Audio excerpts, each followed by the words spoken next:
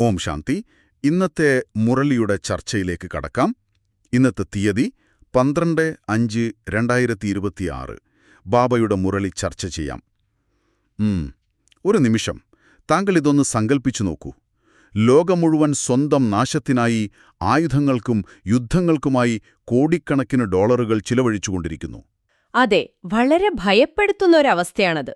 ശരിയാണ്. എന്നാൽ അതേസമയം വളരെ ശാന്തരായി അതിരാവിലെ എഴുന്നേറ്റ് ഒരു ചെറിയ കൂട്ടം ആളുകൾ ബാബയുടെ ഓർമ്മയിലൂടെ ആത്മീയമായ ഓരോരോ നാണയത്തൊട്ടുകൾ ശേഖരിച്ച് തികച്ചും പുതിയൊരു ലോകം കെട്ടിപ്പടുക്കാൻ ശ്രമിക്കുന്നു. എത്ര വലിയൊരു വൈരുദ്ധ്യമാണിതല്ലേ? പ്രിയ ശ്രോതാവേ, താങ്കളെ ഈ ആഴത്തിലുള്ള പഠനത്തിലേക്ക് സ്വാഗതം ചെയ്യുന്നു. ഇന്ന് നമ്മൾ വിശകലനം ചെയ്യാൻ പോകുന്നത് ബാബ നൽകിയ അറിവുകൾ, പ്രത്യേകിച്ച് സ്നേഹവും നമ്മുടെ ബുദ്ധിയും എങ്ങനെയാണ് വരാനിരിക്കുന്ന ആ വലിയ വിനാശകാലത്ത് നമ്മെ വിജയത്തിലേക്ക് നയിക്കുന്നത് എന്നതിനെക്കുറിച്ചാണ്. അപ്പോ ഇവിടെ ഏറ്റവും കൗതുകകരമായ കാര്യം എന്താണെന്നാൽ, നമ്മളിന്ന് ചർച്ച ചെയ്യാൻ പോകുന്ന കാര്യങ്ങൾ കേവലം കുറച്ചു തത്വചിന്തകളോ, അതായത് വെറുതെ കേട്ട് മറക്കാനുള്ള ഉപദേശങ്ങളോ അല്ല എന്നതാണ്. തീർച്ചയായും അല്ല. ബാബ പറയുന്നു, ലോകത്തിൽ വലിയ മാറ്റങ്ങൾ സംഭവിക്കാൻ പോവുകയാണ് എന്ന്. ശരിക്കും ആ വിനാശകാലത്തേക്കുള്ള വളരെ കൃത്യവും പ്രായോഗികവുമായൊരു തയ്യാറെടുപ്പാണിത്. അന്തിമ സമയത്ത് നമ്മുടെ ബുദ്ധി എവിടെയാണ് കുരുങ്ങിക്കിടക്കുന്നത് എന്നത് മാത്രമായിരിക്കും നമ്മുടെ ഭാവിയെ നിർണയിക്കുക. ശരി, നമുക്കിതൊന്ന് വിശദമായി പരിശോധിക്കാം. എനിക്ക് ആദ്യം തന്നെ താങ്കളോട് ചോദിക്കാനുള്ളത് ഈ സത്യമായ പ്രീതി അഥവാ യഥാർത്ഥ സ്നേഹത്തെക്കുറിച്ചാണ്.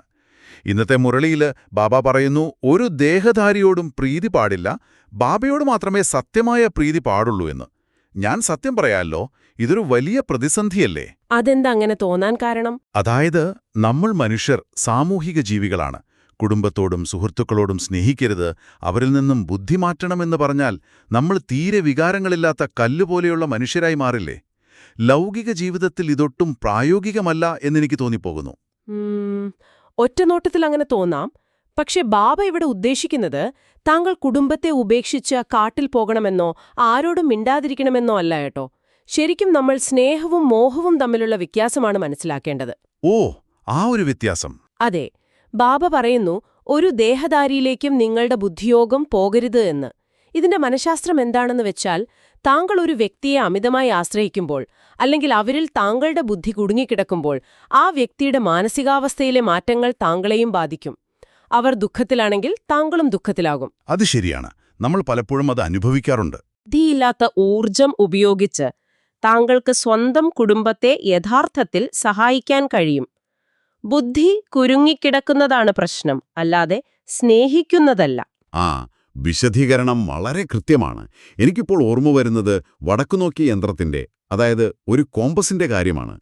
ഒരു കപ്പൽ എത്ര വരെ കൊടുങ്കാറ്റിൽപ്പെട്ടാലും അതിലെ കോമ്പസ് എപ്പോഴും കൃത്യമായ ദിശ തന്നെ കാണിക്കുമല്ലോ. കൃത്യമായി പറഞ്ഞാൽ അതുതന്നെ. അതുപോലെ നമ്മുടെ ബുദ്ധിയുടെ കോമ്പസ് എപ്പോഴും ബാബയിലേക്ക് തിരിഞ്ഞിരിക്കണമെന്ന് ബാബ പറയുന്നു. അതെ, ആ സത്യമായ പ്രീതിയുള്ള കുട്ടികളുടെ അടയാളം തന്നെ അവർക്ക് ഒളിക്കാൻ ഒന്നുമുണ്ടാകില്ല എന്നതാണ്. അവർ സദാ സത്യസന്ധരായിരിക്കും, സദാ വിജയികളായി സത്യുഗത്തിലെ മഹാരാജാവും മഹാറാണിയുമായി മാറുമെന്ന് ബാബ പറയുന്നു. ഇവിടെ ബാബ ദധീച്ചി ഋഷിയുടെ ഉദാഹരണം പ്രത്യേകം എടുത്തു പറയുന്നുണ്ട്. ആ പുരാണത്തിലെ ദധീച്ചി ഋഷിയല്ലേ? അതെ, ദധീച്ചി ഋഷി സ്വന്തം ശരീരത്തിലെ അസ്ഥികൾ പോലും ലോക കല്യാണത്തിനായി നൽകിയെന്നതാണ് ആ സങ്കല്പം. താങ്കളുടെ ബുദ്ധി ലോകകാര്യങ്ങളിൽ അലയാതെ സ്വന്തം സമയവും ഊർജവും, എന്തിന് ശരീരത്തിലെ ഓരോ അണുവരെ ഈശ്വരീയ സേവനത്തിൽ അർപ്പിക്കുന്ന ആ വലിയ സമർപ്പണബോധത്തെയാണ് ബാബ ഇവിടെ സൂചിപ്പിക്കുന്നത്. സ്വന്തം അസ്ഥികൾ അർപ്പിക്കുക എന്ന് പറയുമ്പോൾ അത് കേവലം ശാരീരികമായ ഒന്നല്ല, നമ്മുടെ അസ്തിത്വത്തിന്റെ ഏറ്റവും ആഴത്തിലുള്ള സമർപ്പണമാണ്. പക്ഷേ ഇവിടെ എന്റെ മനസ്സിൽ വരുന്നൊരു വലിയ ചോദ്യം ഇതാണ്. പറയൂ. എന്തിനാണ് ബാബ ഈ പ്രീതബുദ്ധിയെക്കുറിച്ച് ഇത്രയധികം ഊന്നി പറയുന്നത്? കാരണം വിനാശം വളരെ അടുത്താണെന്നാണ് ബാബ പറയുന്നത്. വിനാശം അനിവാര്യമാണ്. ഇവിടെ യൂറോപ്പ് നിവാസികളായ യാദവർ വിനാശത്തിനായി വലിയ തയ്യാറെടുപ്പുകൾ നടത്തുന്നു എന്ന് ബാബ പറയുന്നുണ്ട്. ഇതിലെ യാദവർ എന്ന പ്രയോഗം വളരെ ശ്രദ്ധേയമല്ലേ? തീർച്ചയായും. മഹാഭാരതത്തിലെ യാദവന്മാരുടെ കഥ തങ്ങൾക്ക് ഓർമ്മയുണ്ടാകും. അവർ സ്വന്തം വയറ്റിൽ നിന്നും ഉത്ഭവിച്ച ഉലക്കകൾ അഥവാ മിസൈലുകൾ ഉപയോഗിച്ചാണ് സ്വന്തം വംശത്തെ നശിപ്പിച്ചത്. അപ്പോ ഇന്നത്തെ കാലത്തെ മിസൈലുകളുമായി ബന്ധപ്പെടുത്തിയുള്ള ഒരു ഉപമയാണിത്.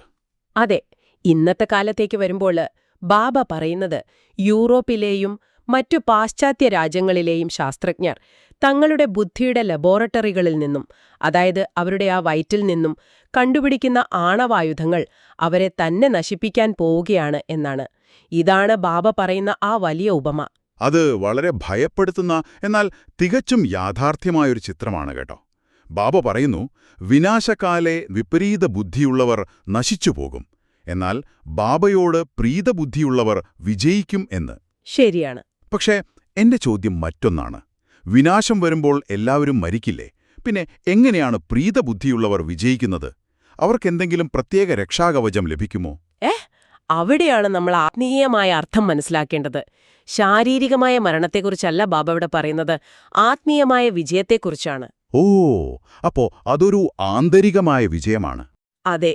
വിനാശകാലത്ത് ലോകം മുഴുവൻ ഭയത്തിലും നിലവിളിയിലുമായിരിക്കുമ്പോൾ ബാബയുമായി പ്രീതബുദ്ധിയുള്ള ഒരു വ്യക്തിയുടെ മനസ്സ് തികച്ചും ശാന്തമായിരിക്കും. അവർ പുതിയ ലോകത്തിലെ മഹാരാജാവും മഹാറാണിയുമായി മാറുമെന്ന് ബാബ പറയുന്നു. മാത്രമല്ല, ബാബയുടെ ഓർമ്മയിലൂടെ മാത്രമേ താങ്കളുടെ വികർമ്മങ്ങളുടെ അഥവാ പാപങ്ങളുടെ ഭാരം ഭസ്മമാകൂ എന്ന് ബാബ അടിവരയിട്ട് പറയുന്നുണ്ട്. ഈ വിലർമ്മങ്ങൾ ഭസ്മമാവുക എന്നതിന്റെ യഥാർത്ഥ പ്രക്രിയ എന്താണ്? എന്നുവെച്ചാൽ വെറുതെ ഒരാളെ ഓർമ്മിച്ചാൽ എങ്ങനെയാണ് പാപങ്ങൾ നശിക്കുന്നത്? എനിക്കതൊരു മാജിക് പോലെയാണ് തോന്നുന്നത്. അതൊരു മാജിക് അല്ല കേട്ടോ, തികച്ചും ശാസ്ത്രീയമായ ഒരു ആത്മീയ പ്രക്രിയയാണ്. താങ്കളുടെ കഴിഞ്ഞ കാലങ്ങളിലെ തെറ്റായ പ്രവൃത്തികളും ചിന്തകളും താങ്കളുടെ മനസ്സിൽ നെഗറ്റീവായിട്ടുള്ളൊരു ഫ്രീക്വൻസി അഥവാ തരംഗങ്ങൾ സൃഷ്ടിച്ചിട്ടുണ്ട്. ശരി. ഈ തരംഗങ്ങളാണ് താങ്കളെ വീണ്ടും വീണ്ടും ദുഃഖത്തിലേക്ക് തള്ളിയിടുന്നത്. എന്നാൽ താങ്കൾ ഏറ്റവും ഉയർന്ന ഫ്രീക്വൻസിയുള്ള പരമാത്മാവായ ബാബയെ നിരന്തരം ഓർമ്മിക്കുമ്പോൾ ആ ഉയർന്ന തരംഗങ്ങൾ താങ്കളുടെ ഉള്ളിലെ താഴ്ന്ന തരംഗങ്ങളെ ഇല്ലാതാക്കുന്നു. ഇരുട്ടുള്ള മുറിയിലേക്ക് പ്രകാശം വരുമ്പോൾ ഇരുട്ട് തനിയെ ഇല്ലാതാകുന്നതുപോലെ അങ്ങനെയാണ് താങ്കളുടെ ബുദ്ധി കല്ലുബുദ്ധിയിൽ നിന്നും മാറി വിലപിടിപ്പുള്ള പവിഴബുദ്ധിയായി അഥവാ കോറൽ ഇന്റലക്റ്റായി മാറുന്നത്. ഇത് വളരെ വലിയൊരു ചോദ്യം ഉയർത്തുന്നുണ്ട് കേട്ടോ. അപ്പോൾ ആ പവിഴബുദ്ധി ലഭിച്ചാൽ മാത്രമേ നമുക്ക് മറ്റുള്ളവരെ സഹായിക്കാൻ കഴിയൂല്ലേ? ബാബ വളരെ ശക്തമായൊരു ചോദ്യം ചോദിക്കുന്നുണ്ട്. സ്വന്തം നന്മ പോലും ചെയ്യാൻ കഴിയാത്തവർക്ക് എങ്ങനെ മറ്റുള്ളവരുടെ നന്മ ചെയ്യാൻ സാധിക്കും എന്ന്? തീർച്ചയായും. ജ്ഞാനം ധാരണം ചെയ്യാത്തവർക്ക് ഒരിക്കലും ഉയർന്ന പദവി ലഭിക്കില്ല എന്ന് ബാബ വ്യക്തമാക്കുന്നു. പക്ഷേ എനിക്ക് മനസ്സിലാകാത്തൊരു കാര്യം, ഇത്രയും വ്യക്തവും യുക്തിസഹജവുമായ സത്യങ്ങൾ നമ്മുടെ മുന്നിലുണ്ടായിട്ടും മനുഷ്യർ അതെങ്ങനെ തെറ്റിദ്ധരിക്കുന്നു എന്നതാണ്. അവിടെയാണ് നമ്മൾ ഗീതയുടെ രഹസ്യങ്ങളിലേക്ക് കടക്കേണ്ടത്. മനുഷ്യർക്ക് ഈ സത്യങ്ങളെല്ലാം നഷ്ടപ്പെടാൻ കാരണം പുരാതനമായ ഗീതയുടെ തെറ്റായ വ്യാഖ്യാനങ്ങളിലൂടെയാണ് എന്ന് ബാബ പറയുന്നു. ഗീതയുടെ ഭഗവാൻ ശ്രീകൃഷ്ണനല്ല, മറിച്ച് പരമാത്മാവായ ശിവനാണ് എന്ന് ബാബ പറയുന്നു. അതെ, ഇത് ലോകത്തിനു മുന്നിൽ തെളിയിക്കേണ്ടത് വളരെ അത്യാവശ്യമാണ് എന്ന് ബാബ പറഞ്ഞിട്ടുണ്ട്. അതെ, മനുഷ്യർക്ക് സത്യം മനസ്സിലാകാത്തതിന് കാരണവും ഇതുതന്നെയാണ്. ഞാനിവിടെ ഒന്നുകൂടി താങ്കളെ തടയുകയാണ്. ഈ ഭക്തിമാർഗത്തിൽ പ്രത്യേകിച്ച് ഗീത പഠിപ്പിക്കുന്നവർ വിശ്വസിക്കുന്നത് പരമാത്മാവ് സർവ്വവ്യാപിയാണ്, എല്ലാത്തിലും ഈശ്വരനുണ്ട് എന്നാണ്. അങ്ങനെയുള്ളപ്പോൾ പരമാത്മാവായ ശിവനാണ് ഗീതയുടെ ഭഗവാനെന്ന് പറയുന്നത് അവർക്ക് ഉൾക്കൊള്ളാൻ കഴിയുമോ? താങ്കൾ പറഞ്ഞത് തന്നെയാണ് ഇന്നത്തെ സമൂഹത്തിന്റെ ഏറ്റവും വലിയ അന്ധത. ബാബ ഇതിലെ യുക്തിയില്ലായ്മ വളരെ ലളിതമായി ചൂണ്ടിക്കാണിക്കുന്നുണ്ട്. ദൈവം സർവ്വവ്യാപിയാണെങ്കിൽ, അതായത് കല്ലിലും മുള്ളിലും, എന്തിന് ഒരു കുറ്റവാളിയിൽ പോലും ദൈവമുണ്ടെങ്കിൽ പിന്നെ ആരാണ് നമ്മളെ പാപങ്ങളിൽ നിന്നും മുക്തരാക്കുന്നത്? അത് വളരെ ശരിയാണ്. എല്ലാവരിലും ദൈവമുണ്ടെങ്കിൽ പിന്നെ രക്ഷകന്റെ ആവശ്യമില്ലല്ലോ. അതെ, ഒരു അഴുക്കുവെള്ളത്തിന് മറ്റൊരു അഴുക്കുവെള്ളത്തെ ശുദ്ധീകരിക്കാൻ കഴിയില്ലല്ലോ. അതുകൊണ്ടാണ് ജ്ഞാനത്തിന്റെ ഗംഗയും ജലത്തിന്റെ ഗംഗയും തമ്മിലുള്ള വ്യത്യാസം ബാബ വ്യക്തമാക്കുന്നത്. വെള്ളത്തിലുള്ള ഗംഗയിൽ മുങ്ങിയാൽ ആത്മാവ് പവിത്രമാകില്ല. പതിതപാവനൻ, അതായത് പാപികളെ പുണ്യാത്മാക്കളാക്കുന്നവൻ ജ്ഞാനസാഗരനായ ബാബ മാത്രമാണ്. ഓ, അതുകൊണ്ടാണ് പ്രദർശനികൾ നടത്തുമ്പോൾ ഗീതാ പാഠശാലക്കാരെ ആദ്യം ക്ഷണിക്കണമെന്ന് ബാബ പറയുന്നത്. കാരണം അവരാണ് യഥാർത്ഥ സത്യം മറന്നിരിക്കുന്നത്. കൃഷ്ണൻ മുരളി വായിച്ചു എന്ന് വിശ്വസിക്കുന്നവർ കൂടെ എപ്പോഴും ഉണ്ടായിരുന്ന രാധ എവിടെ പോയി എന്ന് ചിന്തിക്കുന്നേയില്ല എന്ന ബാബയുടെ നിരീക്ഷണം വളരെ രസകരമാണ്. അതെ, വളരെ ലളിതമായൊരു ചോദ്യമാണതല്ലേ? അതെ, അവർ പഠിക്കുന്നത് ഭക്തിമാർഗത്തിലെ ഗീതയാണ്. എന്നാൽ യഥാർത്ഥ ഗീതയിലൂടെയാണ് സ്വർഗസ്ഥാപനമുണ്ടായത്. ആ പവിത്രതയുടെ പ്രാധാന്യം ബാബ മറ്റൊരു ഉദാഹരണത്തിലൂടെയും വ്യക്തമാക്കുന്നുണ്ട്. ക്ഷേത്രങ്ങളില് ലക്ഷ്മീനാരായണൻ, രാധാകൃഷ്ണൻ തുടങ്ങിയവരുടെ പ്രതിമകൾ എത്ര പവിത്രമായാണ് വെക്കുന്നതെന്ന് ശ്രദ്ധിച്ചിട്ടുണ്ടോ? ഉവ്വ്, വളരെ ആദരവോടെയാണല്ലോ വെക്കുന്നത്. എന്നാൽ സാധാരണ രാജാക്കന്മാരുടെ പ്രതിമകൾ പുറത്തുവെച്ച് പക്ഷികൾ അഴുക്കാക്കുന്നു. ഇതിന് കാരണം അവരുടെ ജീവിതത്തിലെ പവിത്രതയാണ്. അവർ പവിത്രമായിരുന്നത് കൊണ്ടാണ് അവരിന്നും പൂജിക്കപ്പെടുന്നതെന്ന് ബാബ പറയുന്നു. ശരി, ഇതെല്ലാം കേൾക്കുമ്പോൾ വളരെ എളുപ്പമാണെന്ന് തോന്നും. പക്ഷെ പ്രായോഗികമായി ഈ വഴിയിൽ മുന്നോട്ടു പോകുമ്പോൾ ഒരുപാട് തടസ്സങ്ങളുണ്ട് എന്ന് നമുക്കറിയാം. മായ പല രൂപത്തിലും വരും എന്ന് ബാബ മുന്നറിയിപ്പ് നൽകുന്നു. ഇതിലേറ്റവും അപകടകരമായി ബാബ പറയുന്നത് ശിവബാബയേക്കാൾ കൂടുതൽ കുട്ടികൾ പരസ്പരം സ്നേഹിക്കുന്ന അവസ്ഥ ഉണ്ടാകുന്നു എന്നതാണ്. അതെ, അത് വലിയൊരു തടസ്സമാണ്. ഇതിനെ ബാബ കുലദ്രോഹത്തിന് സമാനമായാണ് കാണുന്നത്. ശരി, ഇതിന്റെ അർത്ഥമെന്താണ്? എന്നുവെച്ചാൽ ആത്മീയ യാത്രയിൽ വന്നിട്ട് വ്യക്തികളിലേക്ക് ആകർഷിക്കപ്പെടുക എന്നതാണോ? അതൊരു വലിയ കെണിയാണ് കേട്ടോ. ഇതിനെ നമുക്കൊരു പേഴ്സണാലിറ്റി കൾട്ട് എന്ന് വിളിക്കാം. നമ്മളിവിടെ വന്നത് പരമാത്മാവിനോട് കണക്ട് ചെയ്യാനാണ്, അല്ലാതെ കൂടെ പഠിക്കുന്നവരോടോ പഠിപ്പിക്കുന്നവരോടോ മാനസികമായി ഒട്ടി നിൽക്കാനല്ല. അത് വളരെ വ്യക്തമാണ്. ബാബ പറയുന്നു പരസ്പരം പ്രിയതമനും പ്രിയതമയുമായി മാറരുത് എന്ന്. അങ്ങനെ സംഭവിച്ചാൽ താങ്കളുടെ ബുദ്ധി വീണ്ടും താഴേക്ക് പതിക്കും. അതുപോലെ തന്നെ മറ്റൊരു പ്രധാന കാര്യം ബ്രഹ്മാബാബയോടുള്ള ബഹുമാനമാണ്. സാകാരനായ ബ്രഹ്മാവിനെ അംഗീകരിക്കാത്തവർക്ക് നിരാകാരനായ ശിവബാബയിൽ നിന്നും പഠിക്കാൻ സാധിക്കില്ല എന്ന് ബാബ പറയുന്നു. അതെന്തുകൊണ്ടാണ് ഇങ്ങനെ പറയുന്നത്? കാരണം ബ്രഹ്മാവില്ലാതെ ശിവബാബയ്ക്ക് ഒന്നും കേൾക്കാൻ സാധിക്കില്ല. ശിവബാബ സംസാരിക്കുന്നത് ബ്രഹ്മാവിലൂടെയാണല്ലോ. ശരിയാണ്. ചിലർ പറയാറുണ്ടല്ലോ, എന്നിൽ ശിവബാബ വരുന്നു, എനിക്ക് നേരിട്ട് സന്ദേശങ്ങൾ ലഭിക്കുന്നു എന്നൊക്കെ.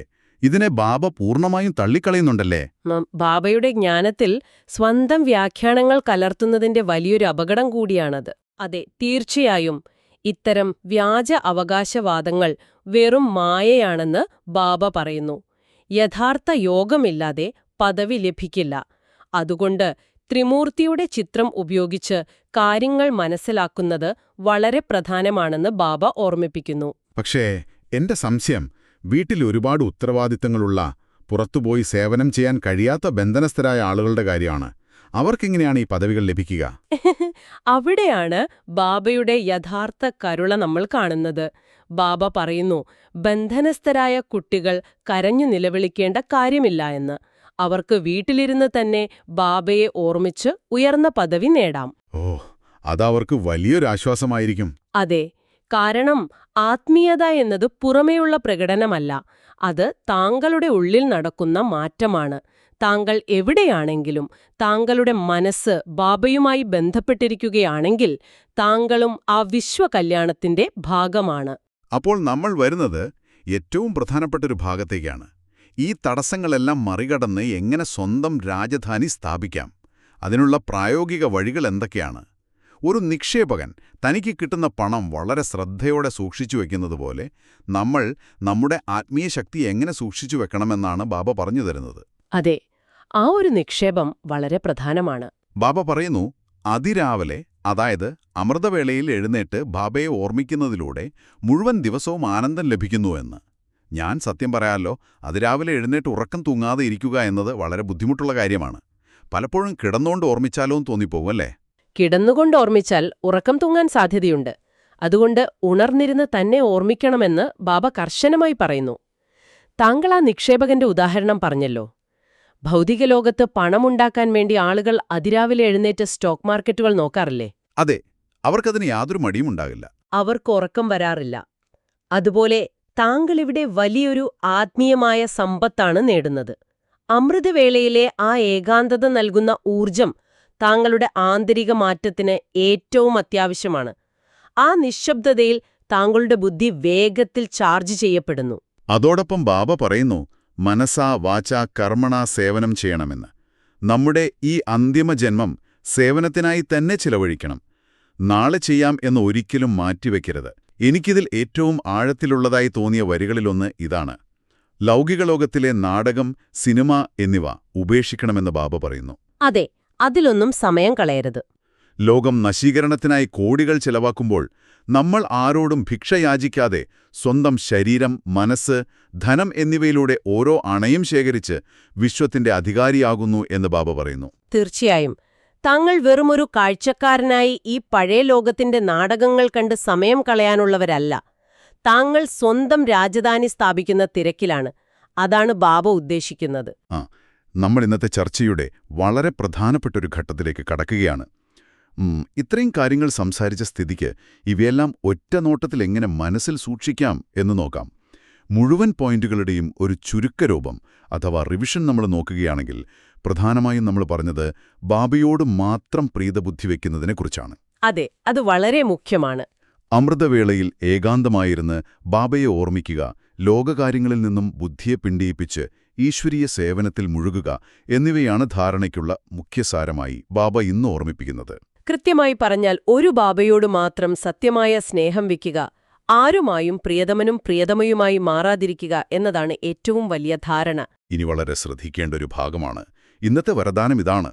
ബാബ പറയുന്നു, സർവശക്തികളുടെയും സമ്പത്തിനാൽ സമ്പന്നരായി ദാതാവാകുന്ന വിധാത വരദാതാവായി ഭവിക്കട്ടെ.